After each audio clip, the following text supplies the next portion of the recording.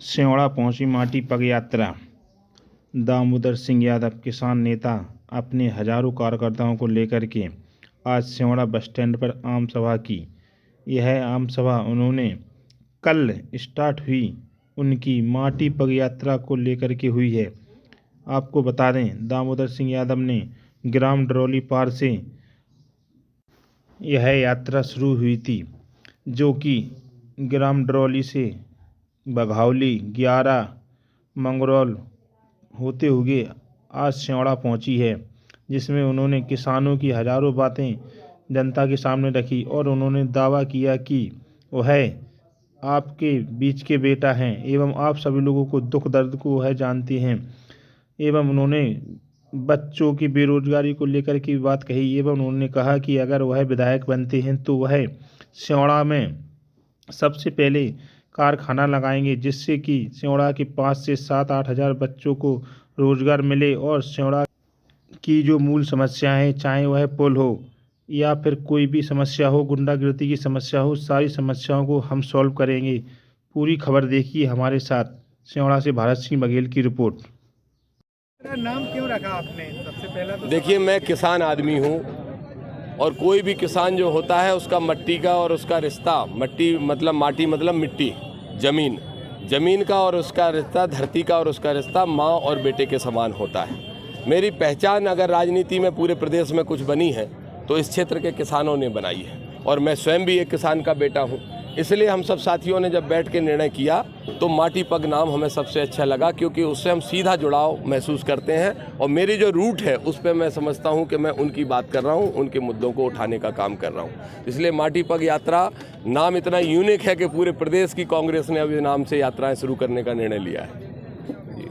ये यात्रा आपकी पूरे विधानसभा क्षेत्र का दौरा करेगी, तो इस हिसाब से क्या ये माना जाए कि ये विधानसभा चुनाव की तैयारी है पूरी तरह से? निश्चित मान सकते हैं। मैंने 2018 का चुनाव इसलिए नहीं लड़ा था क्योंकि माननीय कमलनाथ जी ने कहा था कि आप घनश्याम सिंह जी को इस बार मौका दे दो, और घनश्याम सिंह ने स्वयं आके कहा था घर पे मुझे रात को 1:30 बजे, 1-2 मित्रों को भी लाए थे, अगर ज़रूरत पड़ेगी वो मना करें आप पूछ लेना तो फिर मैं प्रमाण भी दे दूंगा कि इस बार आप फार्म वापस खींच लो और इस बार आप हमें चुनाव लड़ा दो।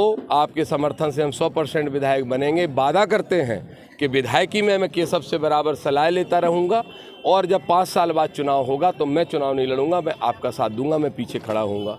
तो मैं समझता हूँ कि एक बड़ा रामायण के अंदर लिखा है, एक दोहा, एक चौपाई भी है, रघुकुल रीत सदा चली आई, प्राण जाहे पर बचन ना चाहिए। ये जो राजा महाराजा लोग होते हैं उनके बारे में मैंने ऐसा सुना है और रामायण में पढ़ा है बचपन से। तो अगर वो उनके वचन का इतना महत्व होता है तो जरूर वचन निभाएंगे। वो वचन निभाएंगे तो हम वचन निभाएंगे, वो नहीं निभाएंगे तो हम नहीं निभाएंगे। आपका चुनाव लड़ना कांग्रेस से ही तय है? बिल्कुल निश्चित रूप से कांग्रेस से तय है, क्योंकि मुझे कमलनाथ जी की सरकार बनानी है और मुझे ये चिंता है राहुल गांधी जी को प्रधानमंत्री बनाना है। इस देश की बागडोर भी राहुल जी के हाथ में देना है। मैं समझता हूं कि इस समय संविधान खतरे में है। भारतीय जनता पार्टी जो निर्णय ले रही है वो संविधान के लिए, गरीब के लिए, किसान के लिए, किसी के लिए ठीक नहीं है, सिर्फ अडानी अंबानी के लिए ठीक है। और मैं एक किसान नेता हूँ, किसान बेटा हूँ, उस नाते ये जरूरी है, इस नाते ये आवश्यक है कि मैं संविधान विरोधी ताकतों को सत्ता से हटाऊं तो मुझे कांग्रेस से ही चुनाव लड़ना होगा। और चूंकि कमलनाथ जी किसानों के नेता हैं, इसलिए हैं क्योंकि उन्होंने किसानों की कर्जा माफ़ी का निर्णय लिया, पिछड़ों को आरक्षण देने का काम किया। तो मैं समझता हूं कि कमलनाथ जी को मुख्यमंत्री बनाना मेरी प्राथमिकता है। और मेरा दौरा, जैसा कि आप सब जानते हैं, मेरा एक विधानसभा का कार्यक्रम नहीं होता है। करीब 78 से 82 विधानसभाएँ ऐसी हैं जहाँ मेरे दौरे चलते हैं, जहाँ हज़ारों लोग मुझे सुनने आते हैं। तो मैं समझता हूं कि पार्टी को भी मेरी आवश्यकता है और मुझे पार्टी की आवश्यकता है। मैं तो बड़ी बात एक ही लाइन में जानता हूं कि राजनीति के अंदर तब तक आपका उपयोग, जब तक आपका उपयोग ज़्यादा है तब तक आपका महत्व ज़्यादा है। मैं समझता हूं मेरा उपयोग बहुत है इस बार की सरकार बनाने में, इसलिए मैं निश्चित रूप से कांग्रेस के टिकट पर चुनाव लड़ूंगा। और मैं सुझाव दूंगा, आपके माध्यम से सुझाव देता हूँ, मेरे बड़े भाई हैं आदरणीय घनश्याम सिंह जी, उनको सुझाव देता हूँ कि इस समय आवश्यकता है दतिया में चुनाव लड़ने की। और वो दतिया से 2 बार विधायक रह चुके हैं और बीच में कोई क्लब है मेरे ख्याल से लोक केंद्र या क्या नाम था उसका, वो क्लब नरोत्तम मिश्रा ने तोड़ दिया था। तो बड़े तेज में आए थे कि मैं अब सबक सिखाऊंगा। इस ज़िले की जनता इंतज़ार कर रही है कब सबक सिखाएंगे, मैं भी इंतज़ार कर रहा हूँ, मैं उनके साथ हूँ। और मैंने कहा भी, अगर सिंहड़ा का पुल नहीं बन रहा है तो हम कब तक भिन्नता करते रहेंगे सरकार से? आइए हम दोनों चलते हैं, दोनों भाई, छोटे भाई बड़े भाई जाके नरोत्तम के बंगले के सामने धरने बैठ जाते हैं, पुल बन जाएगा 1 महीने के अंदर। लेकिन पता नहीं क्यों हो नहीं पाया ऐसा। काम अभी तक चालू नहीं हुआ। अभी आप क्या कुछ उल्टो लेके अलग से आंदोलन या कुछ करने वाले हैं? मैंने ये सोचा है कि 21 तारीख को जिस दिन यात्रा का समापन होगा, पहले ये यात्रा धीरपुरा में समाप्त होने वाली थी 20 तारीख को, अब यात्रा को थोड़ा एक्सटेंड करके दतिया किला चौक पे यात्रा का समापन करने का निर्णय लिया गया है। 22 तारीख को मैं संबंधित सारे अधिकारियों से बात करूंगा, विधायक जी से, घनश्याम सिंह जी से बात करूंगा, खुद ही फ़ोन लगाऊंगा, नहीं उठेगा 6 बार लगाऊंगा, आपको भी लाइन पे ले लूँगा और ज़रूर पूछूंगा कि एक्चुअल स्थिति है क्या।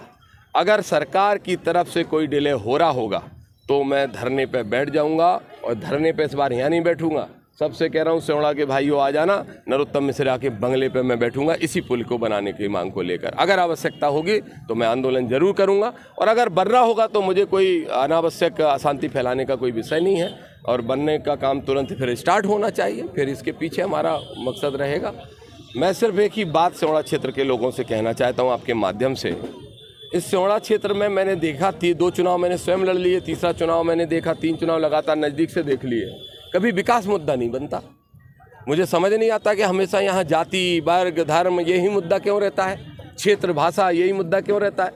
मुद्दा होना चाहिए विकास, मुद्दा होना चाहिए रोजगार, लेकिन रोजगार और विकास कभी मुद्दा नहीं बनता। उसी का परिणाम है कि नेता मजे ले रहे हैं। इस सिवड़ा क्षेत्र के अंदर आज तक एक बड़ा होटल नहीं बना है। होटल क्यों बनेगा? एक कारखाना नहीं है।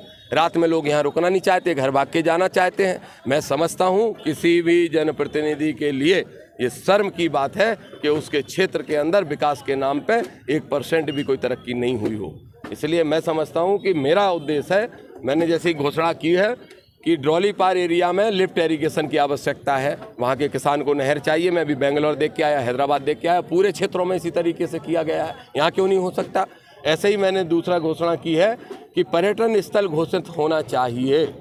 इसलिए होना चाहिए, उसके बहुत सारे लाभ मिलते हैं, उसका रोजगार भी मिलता है क्षेत्र को।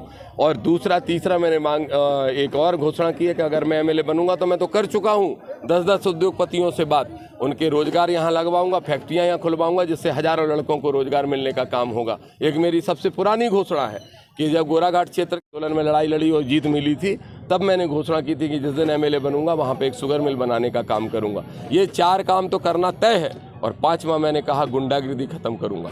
ये जो गलत आरोप लोग लगाते हैं जाति के कारण, ये कहते हैं कि अगर दामोदर यादव जीता तो गुंडागिर्दी होगी। मैं पूछना चाहता हूं, दामोदर यादव, उसके भाई ने आज तक उसके साथियों ने किसी पर गुंडागिर्दी की? और अगर मेरा साथी कोई गुंडागिर्दी करता है मुझे आके बताइए, मैं खुद उसको जेल भेजने का काम करूंगा। बहुत बहुत धन्यवाद आप सबका।